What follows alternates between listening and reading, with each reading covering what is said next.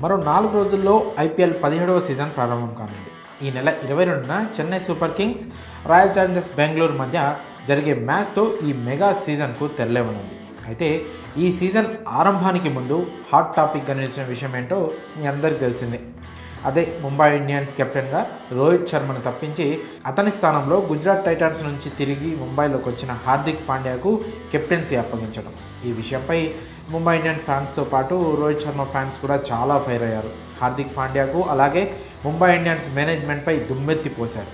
అయితే సీజన్ ఆరంభం కాబోయే ముందు ఇప్పుడు హార్దిక్ పాండ్యా రోహిత్ శర్మ గురించి స్పందిస్తూ ఆసక్తికర వ్యాఖ్యలు చేశాడు. రోహిత్ శర్మ ముంబై ఇండియన్స్ కోసం ఎంతో చేశాడని, అలాగే ప్రస్తుతం అతను టీమిండియాకు కెప్టెన్గా ఉన్నాడని, ఇదంతా తనకు ఎంతో ఉపయోగపడుతుందని అన్నాడు.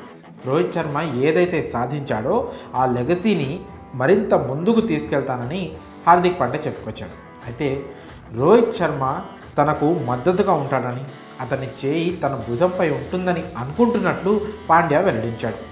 కోచ్ మార్క్ బౌచర్తో కలిసి పాల్గొన్న ఓ ప్రెస్ మీట్లో పాండ్యా ఈ వ్యాఖ్యలు చేశాడు. అయితే పాండ్యా చేసిన కామెంట్స్పై నెటిజన్లు భిన్నంగా రియాక్ట్ అవుతున్నారు.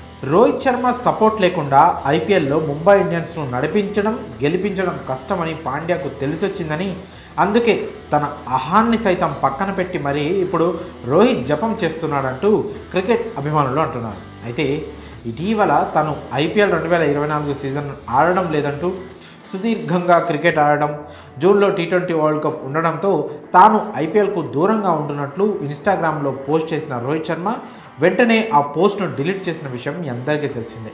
కానీ నేడో రేపో ముంబై జట్టుతో రోహిత్ శర్మ చేరుతున్నాడని కూడా వార్తలు వస్తున్నాయి.